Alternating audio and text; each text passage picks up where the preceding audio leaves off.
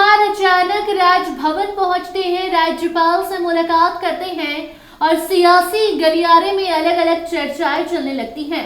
लोग जानना चाहते हैं कि आखिर राज्यपाल और सीएम नीतीश के बीच बातचीत क्या हुई। इसके साथ साथ चिराग पासवान भी बिहार आते हैं और आते ही नीतीश सरकार को घेर लेते हैं। तमाम इन्हीं मुद्दों पर हम बात करेंगे। स्टूडियो में हमारे साथ बात करने के लिए मौजूद है हमारे सीनियर जर्नलिस्ट सरूप सर। बहुत बहुत स्वागत है सर आपका। जी बहुत धन्यवाद सर। राज्यपाल से मुख्यमंत्री नीतीश कुमार की मुलाकात हुई है। चर्चा चल रही है कि क्या कोई वो खेला करने वाले हैं या फिर बिहार में जो मंत्रिमंडल विस्तार होने वाला है उसको लेकर चर्चा करने गए थे, क्या थी वजह? देखिए, राज्यपाल और मुख्यमंत्री की मुलाकात होती रहती है जी। हर एक राज्य में होती है, लेकिन चूंकि बिहार एक अजूबा उदाहरण है कि नीतीश कुमार जब जब राजभवन जाते हैं तो लगता है कि अब सियासी बम फूट गया, कुछ ना कुछ बड़ा हो गया, और आप लोग जिसको कहते हैं कि खेला हो गया। तो इस तरह की चीज़ें बिहार में नीतीश कुमार जब भी करते हैं तो इस तरह की अटकल सियासीबाजी चलती रहती है। लेकिन दो तीन चीज़ें हैं वंदना जी, इसको समझने की ज़रूरत है। नीतीश कुमार आज सवेरे सवेरे जो मिले हैं, दो तीन तरह की चर्चा है। देखिए, 1 to 1 क्या बात हुई है ये तो कोई कंफर्म नहीं कर सकता है, लेकिन अंदर खाने कुछ बातें सामने आती है जो हम सियासी चर्चा में आपसे डिस्कस कर रहे हैं। एक जो बात जो आई है, बाहर आई है कि एक संदेश है दिल्ली का, वो संदेशा नीतीश कुमार को सुनाया गया उस बैठक में जो आरिफ मोहम्मद खान के साथ बैठक हुई है और उस पर बातचीत भी हुई है। अब वो संदेशा का जो मजनून है निश्चित तौर पर वो राजनीतिक ही होगा, पॉलिटिकल ही होगा, जो वहाँ पर उनको सुनाया गया है या उन्होंने सुना है, माध्यम जो भी हो, लेकिन जगह राज्यपाल भवन ही है। और वहाँ पर अब टेलीफोन से अमित शाह भी बिहार आने वाले थे, जिनकी यात्रा टल गई है, अब वो बिहार नहीं आ रहे हैं। ऐसे में दिल्ली से ऐसा क्या संदेशा आया है जिससे जानने के लिए राज्य भवन नीतीश कुमार को जाना पड़ रहा है? देखिए, ये तो आपस में बातचीत होती है, लोग एक दूसरे के यहाँ जाते हैं और राज्यपाल ने अगर उनको बुलाया होगा तो वो गए होंगे कि भाई कुछ बात है, राजनीतिक बात है, तो स्वाभाविक है।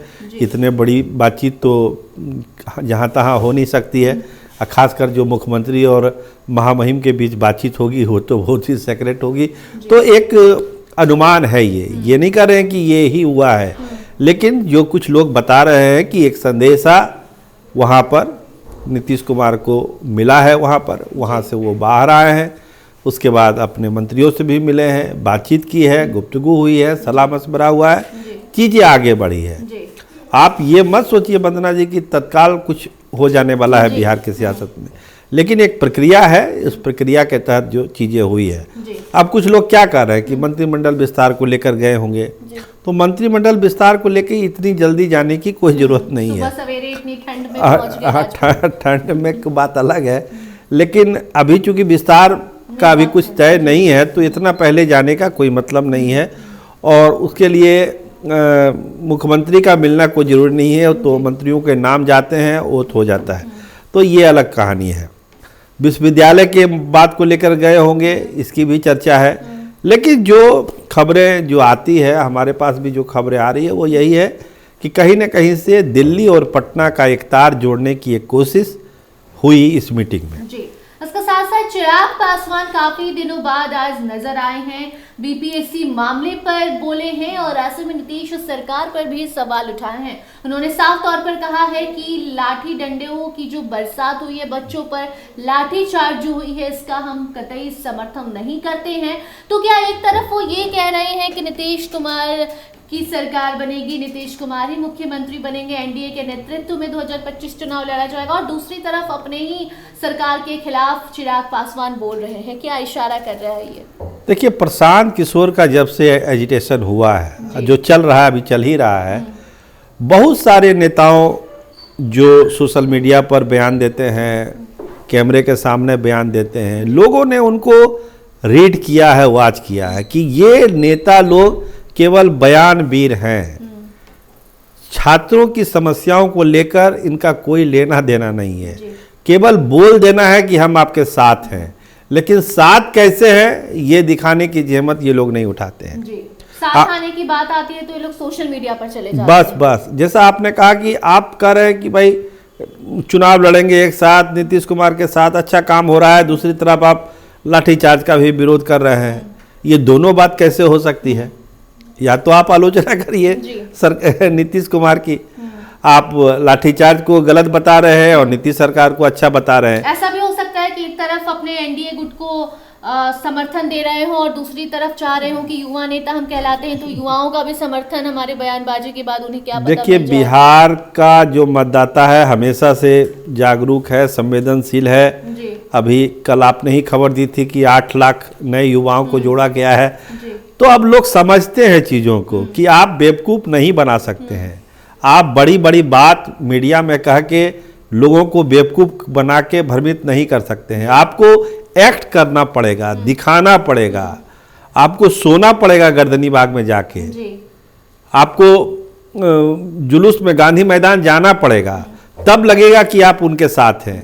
केवल एक बयान देना कि लाठीचार्ज का हम विरोध करते हैं, उससे अब बिहार क्या खासकर स्टूडेंट लोग समझते हैं कौन उनके साथ है और कौन उनके साथ नहीं है।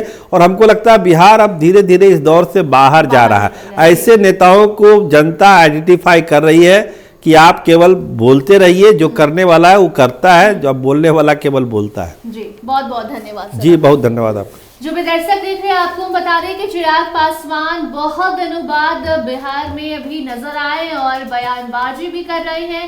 एक तरफ जहां वो नीतीश कुमार का समर्थन करते हुए कह रहे हैं कि एनडीए जो है नीतीश कुमार के नेतृत्व में ही आगे 2025 में जो चुनाव है वो लड़ेगी, नीतीश कुमार की सरकार बनेगी, नीतीश कुमार मुख्यमंत्री बनेंगे, और दूसरी तरफ युवाओं को भी समर्थन देते हुए कहते नजर आए हैं कि लाठीचार्ज का तो हम विरोध कर रहे हैं। बाकी युवा समझदार है। 8 लाख नए मतदाता बिहार में जो युवा हैं वो हैं जो इस चुनाव में अपना जो चुनाव में वोट करेंगे वो बताएगा कि क्या युवा नेता के तौर पर चिराग पासवान को वो पसंद कर रहे हैं या फिर दूसरे गुट के नेता को।